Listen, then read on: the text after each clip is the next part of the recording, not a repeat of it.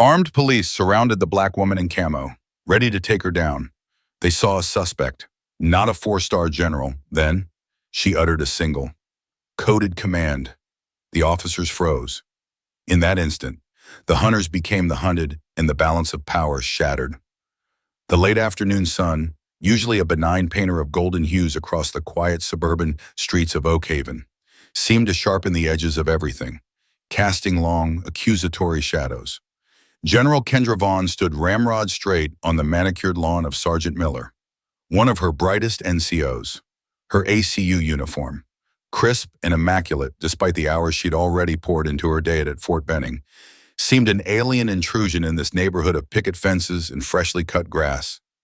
At her sides, Havoc and Storm, her two Belgian Malinois, combat-proficient K9s, sat with unnerving stillness, their intelligent eyes fixed on her, awaiting the slightest indication, the subtlest shift in her posture. She'd received the call less than an hour ago. Sergeant Miller, a young black man with a stellar record and a new family, had been detained, the word used by the frantic voice of his wife, Lena, while jogging in his own neighborhood. The initial report, relayed through military channels with infuriating bureaucratic delay, hinted at a mistaken identity and resisting arrest. Kendra knew those euphemisms. She'd heard them too many times. A bitter lexicon of racial profiling that had somehow followed her even into the highest echelons of the United States Army. Miller wasn't just any soldier. He was her soldier, under her command, and part of a specialized task force that reported directly to the Pentagon. The distant wail of sirens grew steadily louder, a discordant soundtrack to the scene unfolding. It wasn't the backup she had requested through official channels, her own military police unit, with liaisons from the Department of Justice. No, this was the local cavalry arriving with a distinct, aggressive urgency. 3 Oakhaven Police Department cruisers screeched to a halt, boxing in the front of Miller's modest home, their lights painting garish, swirling patterns on the houses opposite. Doors flew open, and officers emerged, hands instinctively going to their holstered weapons. General Vaughn did not move. Her gaze, cold and analytical, swept over them. She cataloged their movements, their stances, the way their eyes, wide and already making assumptions, flicked from her to the dogs, then back to her. She saw no curiosity, no attempt at assessment, only a prepackaged suspicion. She was a black woman in military attire, an anomaly they were programmed to view as a threat. "Ma'am, I'm going to need you to step away from the property and keep your hands visible." The voice was young, tight with adrenaline, projected by a burly officer. Miller's apparent age, who had taken point, his sidearm already drawn and held low, his partners fanned out, creating a semicircle, their intent unmistakable. Humiliation was a foreign concept to Kendra Vaughn.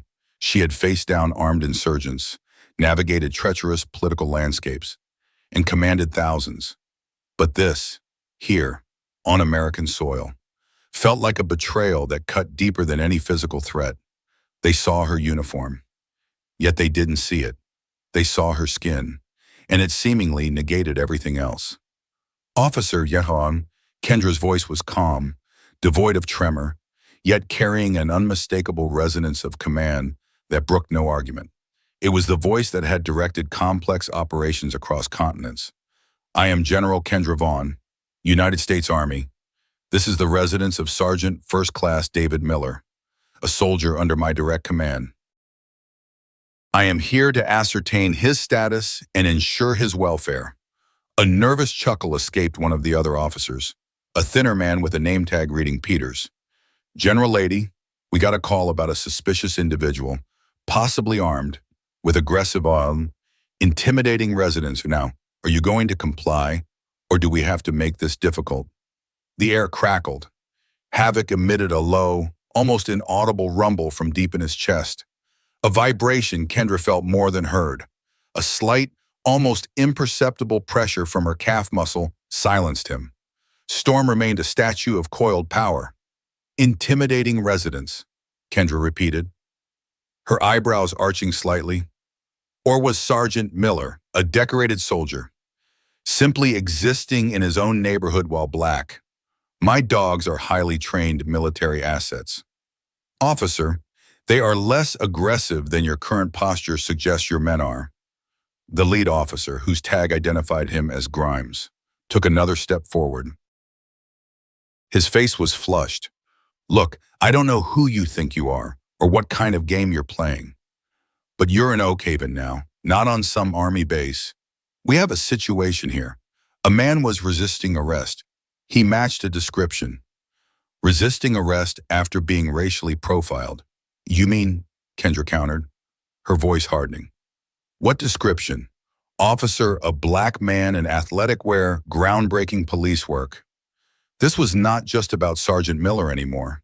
It was about the countless others who had no four-star general to stand on their lawn. It was about the systemic rot that allowed a decorated soldier to be treated like a common criminal in his own driveway. The humiliation wasn't personal. It was a reflection of a societal sickness. We don't have time for this, Grimes blustered, clearly unnerved by her unwavering composure and the unwavering focus of the K-9s. He was losing control of the narrative he'd walked into. You need to secure those animals and step away from the house. Now. He gestured vaguely with his chin toward her dogs. Kendra's eyes narrowed. These animals, as you call them, are subject to military protocols. Officer, as am I, and as Sergeant Miller should be.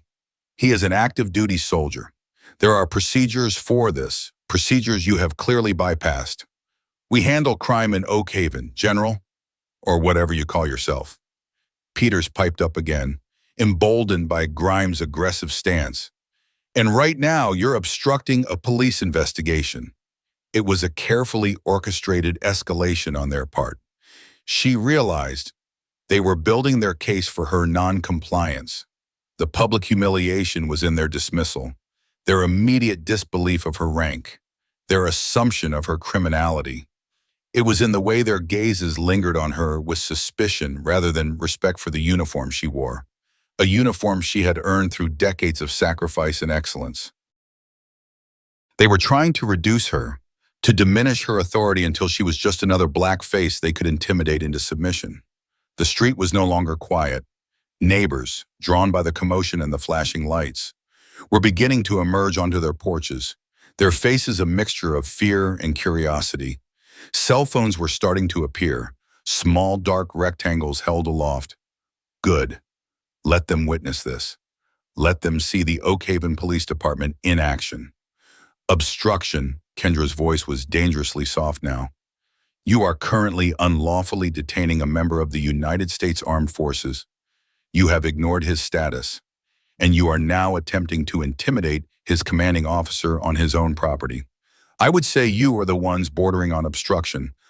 Officer Grimes, obstruction of federal authority. Grimes's face tightened. The mention of federal authority, even from her, seemed to give him a moment's pause, though his aggressive posture didn't waver. He was committed now, too far in to back down easily without losing face, especially in front of his colleagues in the gathering audience. Last chance, ma'am, Grimes said, his voice a low growl. Secure the dogs, step away, or we will take action. His hand tightened on his weapon. His partners mirrored his stance, a visible tensing of shoulders, a narrowing of eyes. The attack was imminent, not necessarily physical yet, but an attack on her authority, her personhood, her right to even be there. The public stripping of her dignity was their immediate goal. Kendra Vaughn stood her ground, a solitary figure of defiance against the encroaching blue line. The sun dipped lower, and the shadows grew longer, darker. The stage was set. General Kendra Vaughn's posture, if possible, became even more rigid. The setting sun cast her face in shadow, but her eyes, fixed on Officer Grimes, seemed to absorb and reflect the dying light with an intensity that was almost palpable. Grimes' ultimatum, last chance, ma'am, or we will take action, hung in the air, heavy and metallic like the scent of ozone before a storm. The crowd of onlookers had swelled, a silent, watchful jury, their phones held high, a constellation of small, dark eyes recording every nuance of the confrontation. It wasn't the first time Kendra had faced down a man with a gun and an overinflated sense of authority rooted in prejudice. The memory, unwelcome and sharp, pierced through the controlled calm she projected. It was decades ago, a lifetime really. She'd been a young lieutenant then, fresh out of West Point, assigned to a predominantly white, male unit in a forgotten corner of a Cold War-era European deployment. She'd been driven, focused, determined to prove herself not as a black woman, but as an exemplary officer. The incident replayed with sickening clarity a routine patrol in a supposedly secure area. A misunderstanding with local civilians fueled by language barriers and fear. Her commanding officer at the time, a major whose condescension had been a daily burden, had immediately sided with the agitated locals, his gaze sweeping over Kendra with a dismissal that mirrored Officer Grimes's current sneer. "Lieutenant," he'd said, his voice dripping with false patience for the benefit of the civilians. "Perhaps you're a little too aggressive for this kind of community relations work. Why don't you let us handle this?" She hadn't been aggressive. She'd been methodical, attempting to de-escalate, to follow protocol. But her input was ignored, her presence itself seemingly the irritant. She'd stood by, fuming silently, as the major made concessions that compromised their position and, worse, validated the locals' biased accusations against a member of her small team, a young, terrified black private.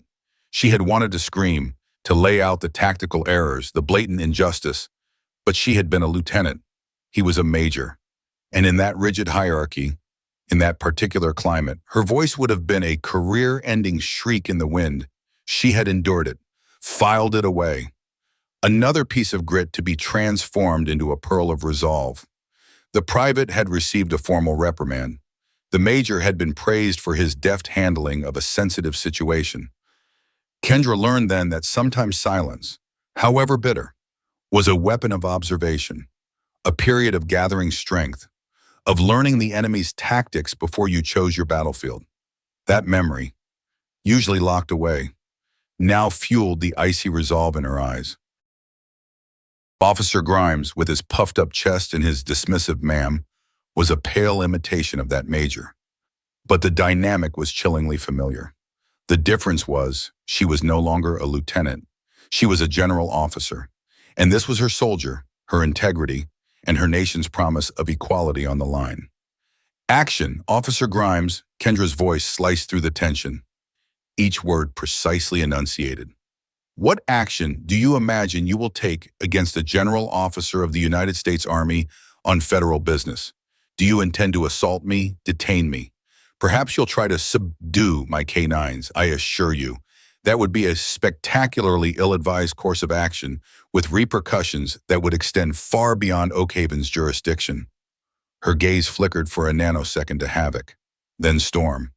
They hadn't moved, but their ears swiveled, minutely tracking every sound, their entire beings thrumming with contained energy.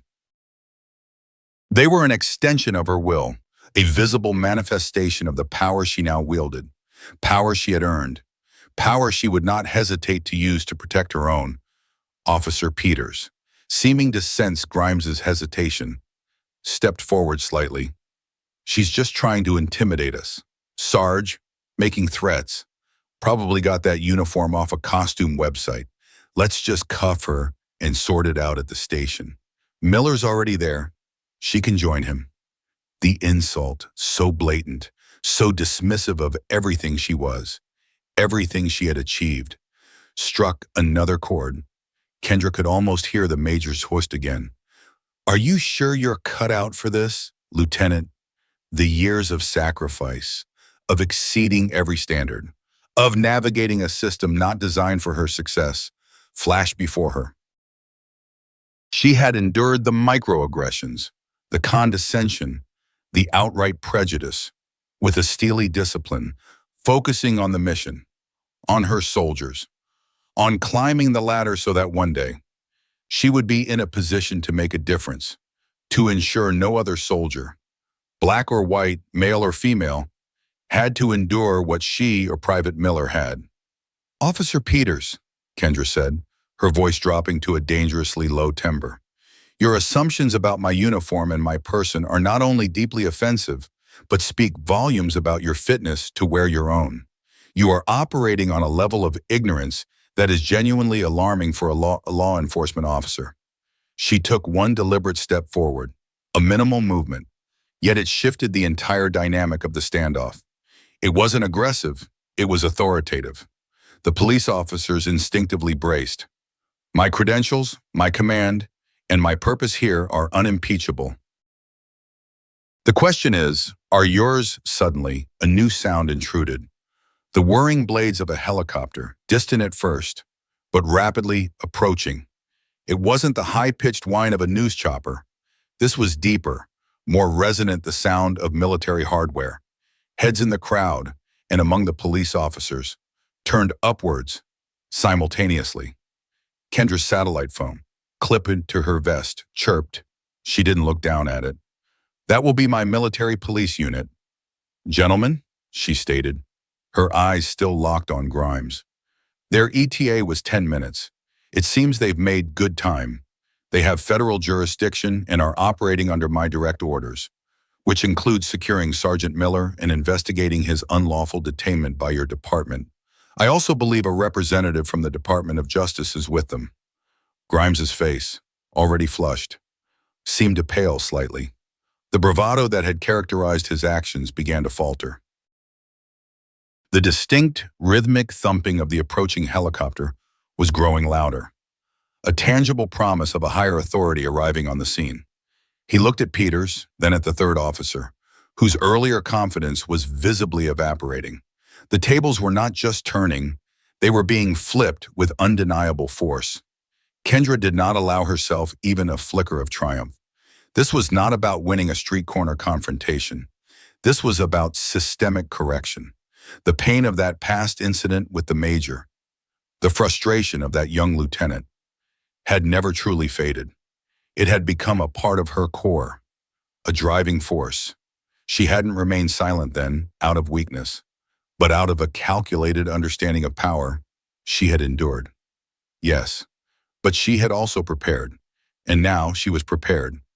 The local news crews, who had been keeping a respectful distance, sensed the shift. A reporter, a young woman with a microphone already extended, pushed slightly forward. General, can you tell us exactly what's happening here? We're getting reports that a soldier was assaulted. Kendra gave the briefest of nods towards the reporter. You will have a full statement in due course. Once my soldier is safe and accounted for. Her attention returned to Grimes. Your window to de-escalate this situation on your own terms, Officer Grimes, is closing rapidly. I suggest you use the remaining seconds wisely. The weight of her words, underscored by the approaching military presence and the scrutinizing eyes of the media and the public, pressed down on the Oak Haven officers. Their carefully constructed scenario of a suspicious individual was crumbling, threatening to expose an uglier truth of prejudice and abuse of power. Kendra Vaughn stood, not as a victim, but as the embodiment of the very authority they had sought to undermine. Her past had forged her for this precise moment. The rhythmic whump, whump, whump of the UH-60 Blackhawk's rotors grew deafening, whipping leaves and stray bits of paper into a frenzy as it expertly maneuvered for a landing in the wide, cleared intersection a block away. Guided by prearranged coordination with air traffic control that Oak Haven PD was clearly not privy to. The visual was potent, a sleek, dark military machine descending into the heart of their suburban domain, a clear statement of federal reach. From it disembarked a team of 6 military police officers, their movements sharp, disciplined, and utterly professional. They were led by a captain, a woman whose stern demeanor mirrored Vaughn's own, albeit with fewer stars on her shoulder. Officer Grimes and his partners watched, their earlier belligerence replaced by a sullen, uneasy silence. The arrival of the MPs, coupled with the continued presence of the now buzzing media, had fundamentally altered the landscape. General Vaughn gave a curt nod to the MP captain, Maria Sanchez. As she approached, Captain Sanchez, secure Sergeant Miller. Ascertain his condition and whereabouts immediately. I want a preliminary report on the circumstances of his detainment by the Oak Haven Police Department. Liaise with the DOJ representative, Mr. Henderson, who I believe is with your team. Yes, General, Captain Sanchez affirmed, her voice crisp. She turned to her team, issuing precise orders. Two MPs moved toward the Oak Haven police cruisers, their expressions unreadable but their intent clear. Mr. Henderson, a civilian in a nondescript suit carrying a briefcase, emerged from the Black Hawk and joined Captain Sanchez, his observant eyes already taking in the scene. This was the point where, in a just world, the local authorities would offer full cooperation, perhaps even contrition.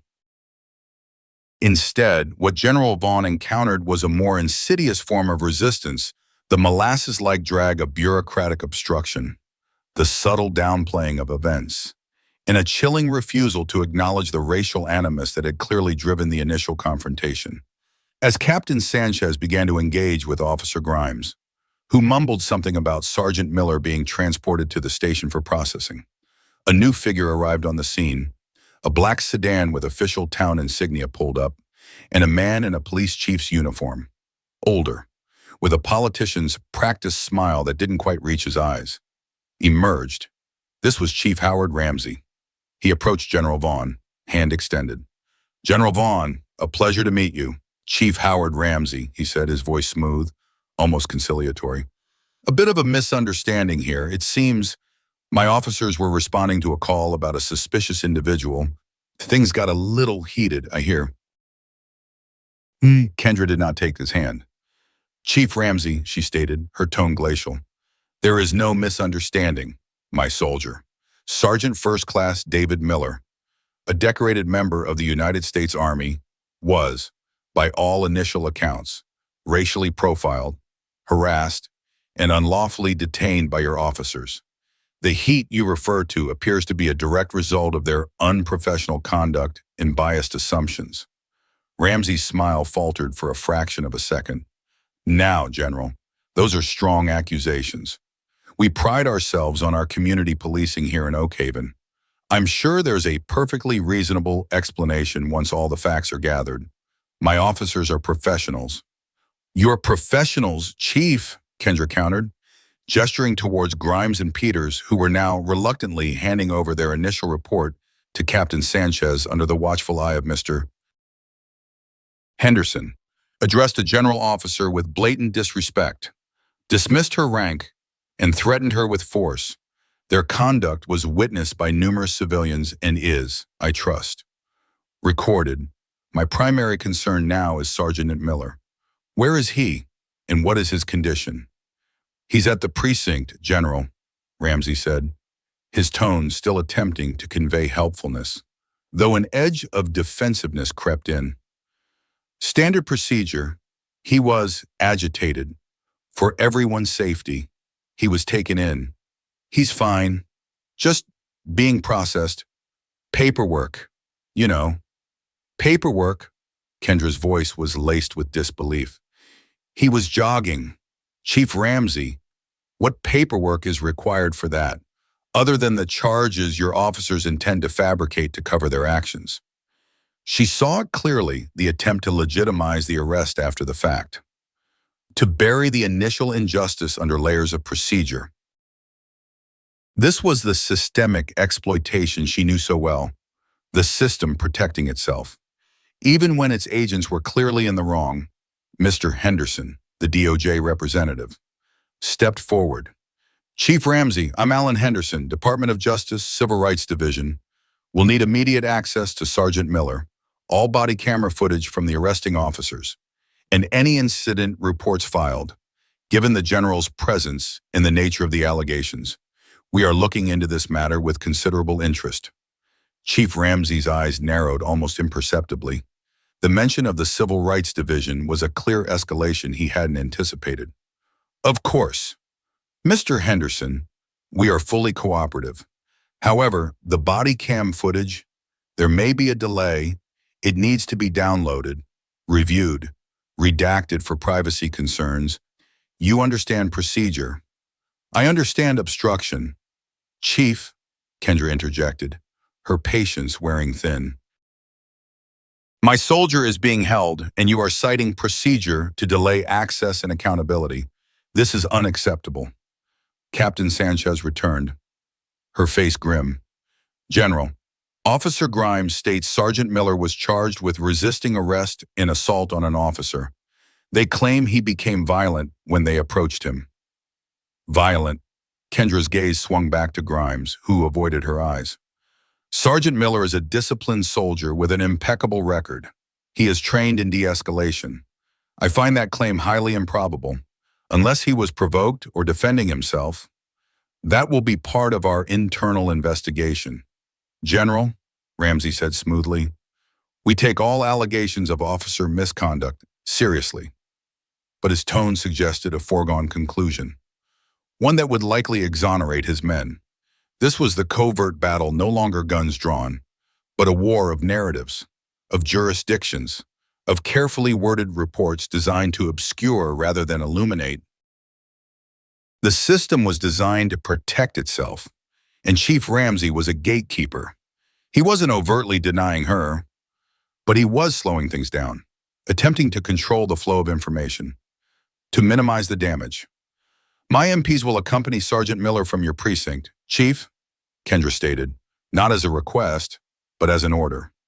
He will be given a full medical evaluation by Army medical personnel.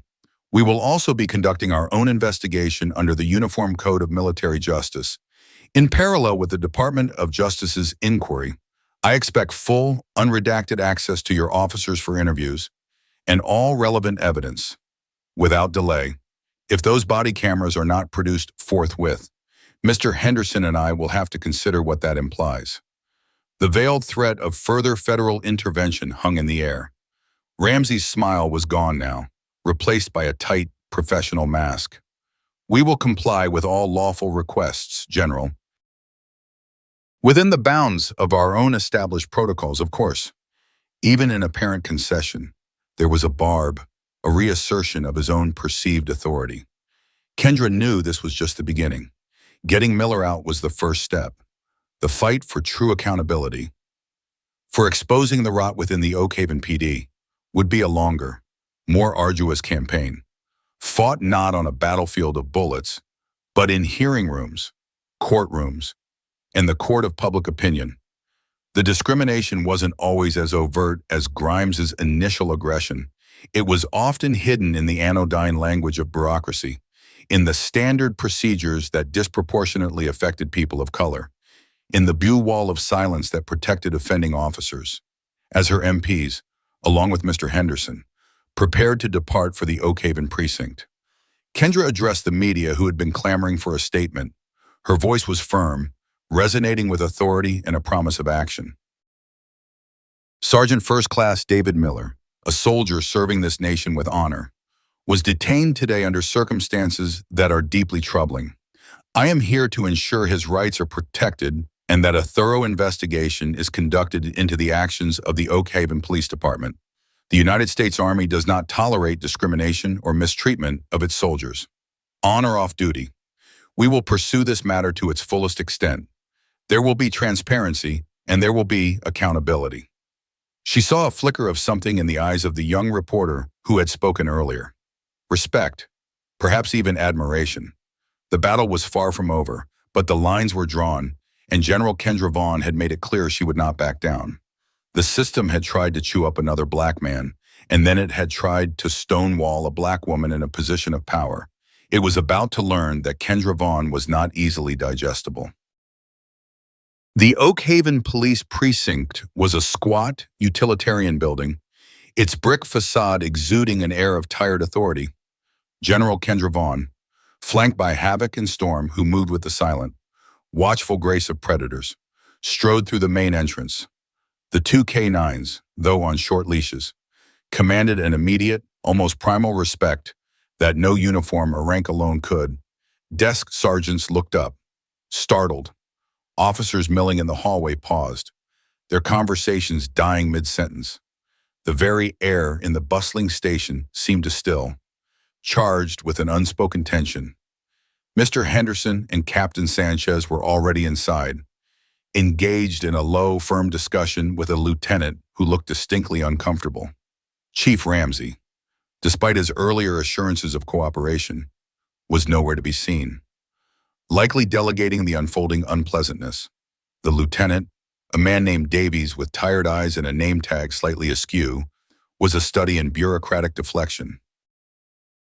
"Sergeant Miller is in a holding cell, General," he said, avoiding her direct gaze.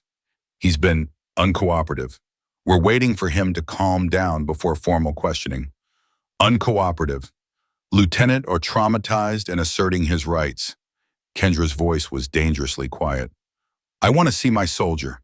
Now." "There are procedures, General," Davies began, the familiar refrain. "And there is federal law, Lieutenant," Mr. Henderson interjected smoothly, "which requires prompt access for legal counsel and, in this case, his commanding officer, particularly given the circumstances of his arrest and his active military status. Further delay will be noted." Before Davies could formulate another excuse, a commotion erupted from the direction of the holding cells. A young female officer, barely out of her teens it seemed, rushed towards the front desk, her face pale. "Lieutenant Miller, he's having some kind of episode. He's yelling something about his kid, his wife. He won't listen to anyone." Kendra's eyes narrowed. This was it. This was the moment where their narrative of an agitated, uncooperative suspect could easily escalate, justifying further force, perhaps even trumped-up charges of damaging station property. She had seen this play out before. "Stand down, Lieutenant," Kendra commanded, her voice cutting through the rising panic. "My canines and I will see Sergeant Miller. Now." She didn't wait for permission, already moving towards the hallway indicated by the flustered young officer. Havoc and Storm padded silently beside her, their presence a palpable force field. Davies, flustered and outmaneuvered, offered no further resistance, merely gesturing weakly down the corridor. Mr. Henderson and Captain Sanchez followed closely. The holding area was a grim, sterile corridor lined with steel-barred cells. From one, Sergeant Miller's voice, raw with anguish and fury, could be heard. "I told you, I didn't do anything. I was jogging. My daughter has a fever. I needed to get back." "You can't just," his voice broke, a sob catching in his throat.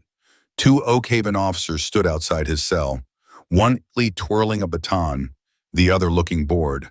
They straightened up abruptly as Kendra and her entourage approached. "He's been like this since he got here," the baton-twirling officer said with a shrug. "Crazy, if you ask me." Kendra ignored him. Her eyes were fixed on Sergeant Miller. He was slumped on the narrow bench, head in his hands, his running clothes disheveled, a fresh abrasion visible on his cheek. He looked up as they approached, his eyes bloodshot and filled with a desperate, hunted look. Then he saw her. Recognition, then disbelief, then a flicker of something akin to hope, warred on his face. "General," he whispered, his voice hoarse. "Sergeant Miller," Kendra said, her voice firm but imbued with a warmth that was reserved for her soldiers. "I'm here." "You're not alone." She turned to the Oak Haven officers. "Open this cell. We can't just—" the bored one started. "Open it," Kendra repeated. And this time, the steel in her voice was unmistakable. Havoc, sensing the shift in her tone let out a low, almost subsonic growl, a vibration that seemed to make the very bars of the cell hum. It wasn't a bark, not an overt threat, but it was enough. The officer with the baton fumbled for his keys, his eyes darting nervously towards the dog. As the cell door clanged open, Kendra stepped inside. She didn't offer platitudes. She simply stood before him, a figure of unwavering strength. "Report, Sergeant." Miller visibly straightened, the ingrained discipline kicking in despite his distress. "Ma'am, I was on my morning run. 2 officers. They pulled up, said I matched a description. I tried to explain. They got aggressive. I put my hands up. One of them, He shoved me. I stumbled. They said I was resisting. His voice cracked. Lena, my wife, my daughter, Lily, she's sick. I just wanted to get home. We know, Sergeant, Kendra said. We're getting you out of here. It was then that the unexpected aid arrived, not from a person, but from Storm, the dog, who had remained perfectly still at Kendra's side. Suddenly whined softly, a high, almost mournful sound. She then nudged past Kendra, approached Sergeant Miller slowly, and gently laid her head on his knee. Miller, who had been struggling to maintain his composure, visibly sagged. His hand came up, hesitantly at first, then more firmly, to stroke Storm's sleek head. The dog leaned into his touch, her eyes fixed on his face with an expression of profound, uncomplicated empathy. The tension in Miller's shoulders seemed to lessen by a fraction. The raw anguish in his eyes softened, replaced by a weary gratitude. The Oak Haven officers watched, dumbfounded. Even Captain Sanchez and Mr. Henderson seemed momentarily taken aback by the dog's intuitive action. Animals, especially highly trained ones like Storm, often possessed an uncanny ability to sense and respond to human distress in ways that protocols and procedures never could. Storm's simple, unsolicited act of comfort did more to calm Sergeant Miller than any threat or cajoling from the Oak Haven police could have achieved. It was a moment of pure, unscripted connection that cut through the hostility and suspicion. Kendra watched, a rare softness touching her own eyes. Her canines were weapons. Yes, trained for combat and apprehension, but they were also living beings, capable of loyalty and, it seemed, a profound sensitivity. Storm hadn't been commanded to do this. It was an instinctual act of resistance against the dehumanizing atmosphere of the precinct. "See, Lieutenant Davies," Kendra said, her voice calm as she turned to the officer who had followed them uncertainly. "This is what happens when you treat a human being with a modicum of decency. Or when a highly intelligent animal shows more compassion than your armed officers." The barb hit its mark. Davies flushed. The other officers looked away. Mr. Henderson seized the moment. "Lieutenant, my client is clearly distressed and has been wrongfully detained. We are requesting his immediate release into the custody of General Vaughn and Captain Sanchez. Any further delay will be viewed as punitive and an obstruction of justice." Sergeant Miller, still stroking Storm's head, looked up at Kendra. "Ma'am, they took my phone, my wallet. They said I assaulted one of them. We'll deal with those fabrications." "Sergeant," Kendra assured him, "right now, your well-being is the priority." The presence of Storm, a calm, steady anchor in Miller's distress, had subtly but significantly shifted the power dynamic in that grim corridor. The image of the violent, uncooperative suspect was harder to maintain when he was being gently comforted by a highly trained military K-9. It was a small act, a dog's gentle nudge, but it was the first tangible crack in the Oak Haven PD's narrative. A moment of unexpected grace that armed Kendra with more than just legal arguments. It provided a powerful visual, a humanizing element that would be hard to dispute. The resistance had begun, not with a shouted command or a legal threat, but with a quiet display of animal empathy. The release of Sergeant Miller from the Oak Haven Police Precinct was not the smooth, orderly process Mr. Henderson had demanded. Lieutenant Davies, under pressure and clearly out of his depth, made frantic calls to Chief Ramsey, who remained conspicuously absent. Finally, after nearly an hour of bureaucratic wrangling, Miller, still looking shaken but with a newfound spark of defiance in his eyes, walked out of the station. He wasn't in handcuffs, a small victory, but the charges of resisting arrest and assault on an officer ludicrously still stood, pending further investigation. General Kendra Vaughn had ensured Captain Sanchez and two MPs escorted Miller directly to a waiting military vehicle for transport to a nearby Army medical facility for a full checkup and formal documentation of his injuries. The abrasion on his cheek, bruises already purpling on his arm where he'd been grabbed. Storm, her earlier mission of comfort complete, had returned to her professional, watchful demeanor at Kendra's side, though she did give Miller a soft nudge as he passed. Havoc remained an implacable shadow, as Kendra, Mr. Henderson, and the K-9s exited the precinct. They were met by a scene of controlled chaos. The local media presence had tripled. News vans with satellite dishes bristling from their roofs lined the street. Reporters, photographers, and videographers surged forward. Microphones and cameras thrust out like supplicating hands. The story of a high-ranking Army general confronting local police over the arrest of one of her soldiers had clearly ignited a firestorm. This was the public arena Kendra had anticipated, and she was prepared. Chief Ramsey, finally making his appearance, stood on the steps of the precinct, attempting to project an image of calm control that was rapidly unraveling. He'd clearly been blindsided by the scale of the media attention and the unyielding federal pressure. "General Vaughn," Ramsey began, his voice amplified by a hastily produced microphone one of his aides held for him. "As I've stated, the Oak Haven Police Department is committed to a full and transparent investigation into this unfortunate incident. We value our relationship with all members of our community, including our military personnel." His words were smooth, practiced, but they rang hollow against the backdrop of Sergeant Miller's bruised face and the palpable anger radiating from Kendra. "Chief Ramsey," Kendra's voice, unamplified, cut through his platitudes with chilling precision. The media scrum quieted instantly, sensing the impending clash. "Your department's idea of community relations appears to involve the racial profiling and assault of a decorated soldier. Your officer's professional conduct included dismissing the rank and authority of a general officer of the United States Army and attempting to intimidate her with threats of force. This is not an unfortunate incident. Chief, it is a symptom of a systemic problem within your department, and it will be addressed." A wave of murmurs rippled through the reporters. This was no longer just a local news story. It was escalating into a full-blown confrontation between military and civilian authority, with racial injustice at its core. "Now, General, that's an unfair characterization," Ramsey protested, his composure visibly cracking. "My officers responded to a call about a suspicious black man jogging in his own neighborhood." "Chief," Kendra interrupted, her eyes boring into him. "Was the suspicion his skin color? Was his crime daring to exist in Oak Haven while black because Sergeant Miller has served this country with honor in places far more dangerous than this street, only to be treated like a criminal by those sworn to protect him here at home?"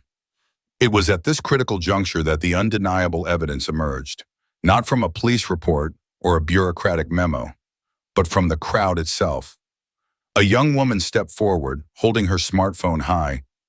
I have it all on video," she exclaimed, her voice trembling, slightly but clear.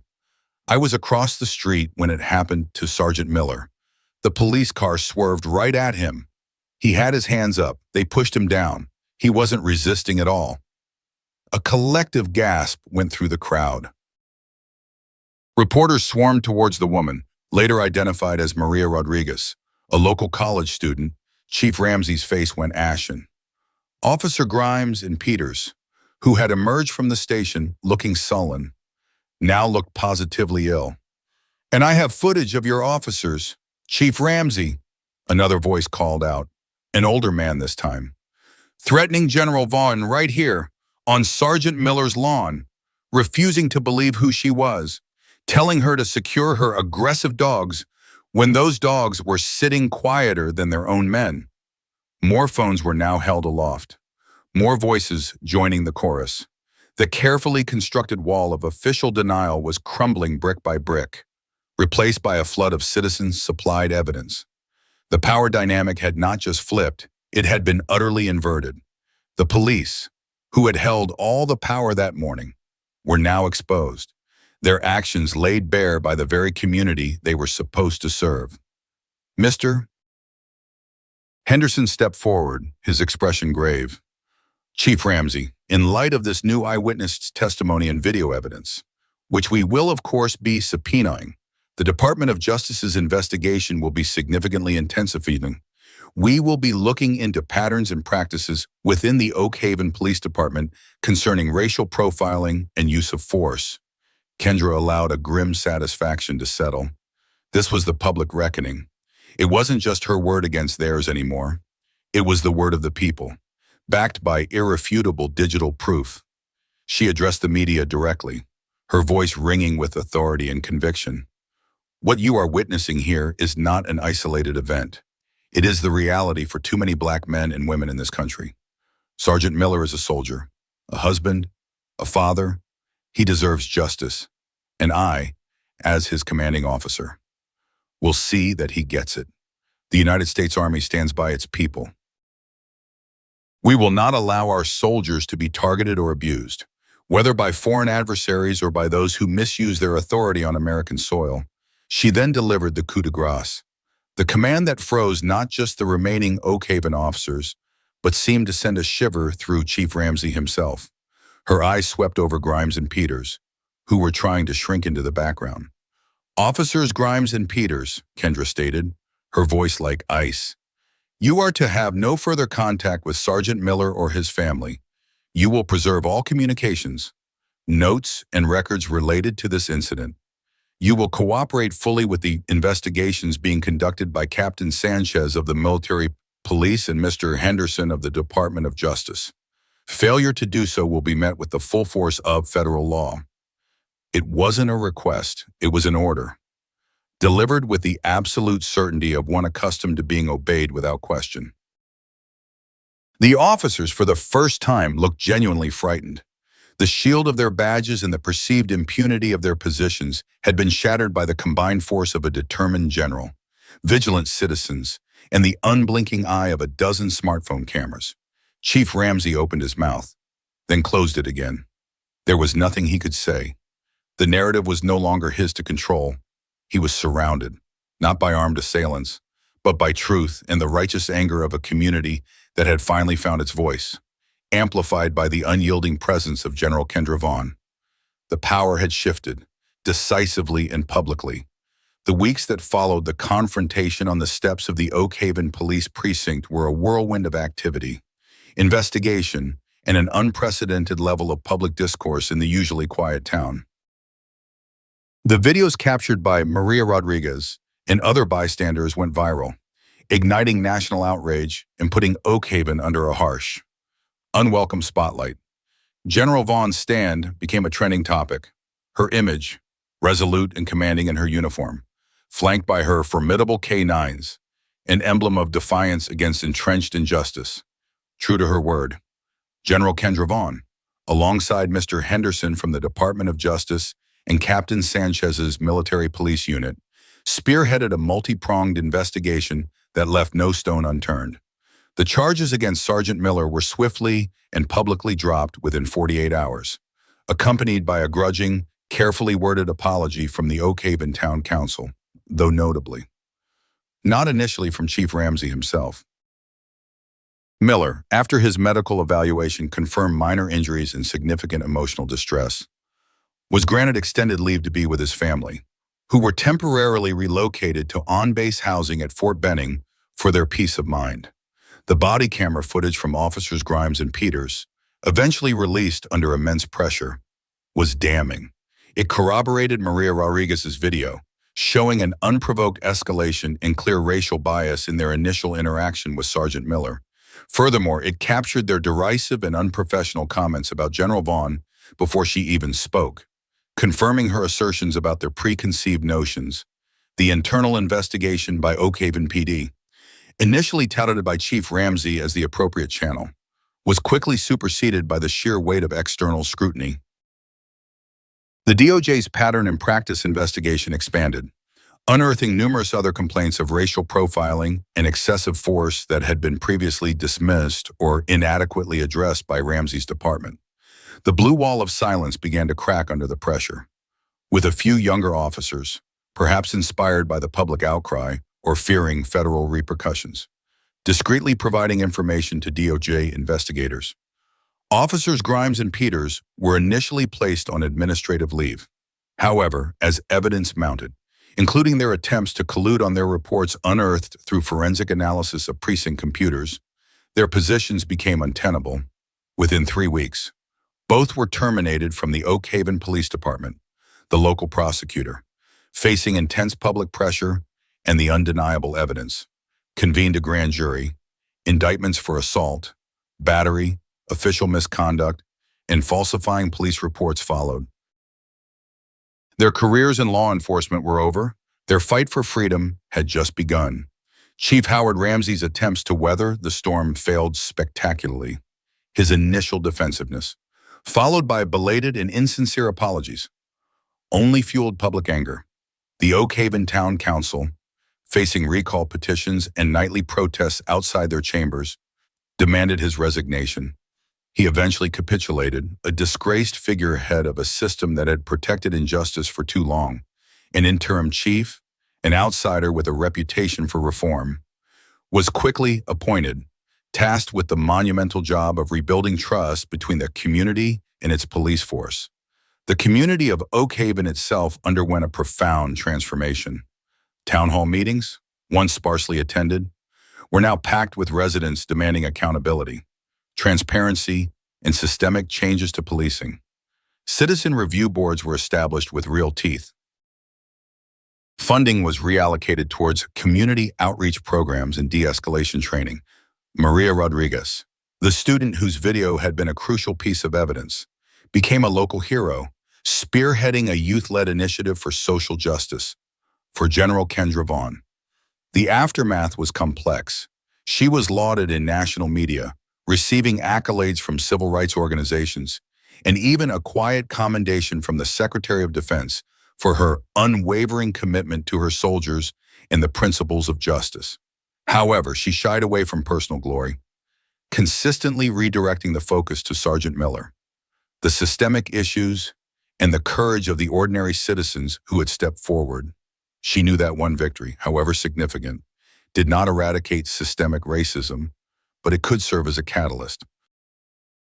Her K9s, Havoc and Storm, ironically became symbols of calm, controlled power, and even, in Storm's case, compassion, challenging the stereotype of aggressive military dogs. They were often requested for community outreach events at Fort Benning, a testament to their unexpected role in the Oak Haven saga. Sergeant Miller, with the full support of the Army, began to heal. The trauma of the event lingered, but so did the overwhelming gratitude for General Vaughn's intervention and the outpouring of community support.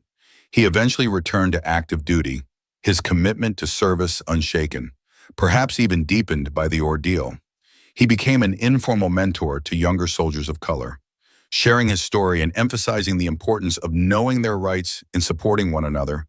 Justice, in this instance, was not just served through firings and indictments. It was served through the awakening of a community, the implementation of reforms, and the clear message that abuse of power, particularly when racially motivated, would not be tolerated, not when confronted by determined leadership and an empowered citizenry. General Kendra Vaughn never sought to be a symbol. Her actions were driven by a lifelong adherence to duty, honor, and a fierce protectiveness of those under her command. Yet, she became one, a symbol of principled resistance, of the power of truth when amplified by courage, and of the fact that one individual, standing firm in their convictions, could indeed command change. The echoes of her command on Sergeant Miller's lawn, that quiet, steely assertion of authority in the face of blatant injustice, resonated far beyond Oak Haven, a reminder that true leadership isn't about the rank on your shoulder, but the integrity in your heart and the willingness to fight for what is right, even when the odds seem insurmountable. The day she gave the command that froze them all was the day a community began to thaw.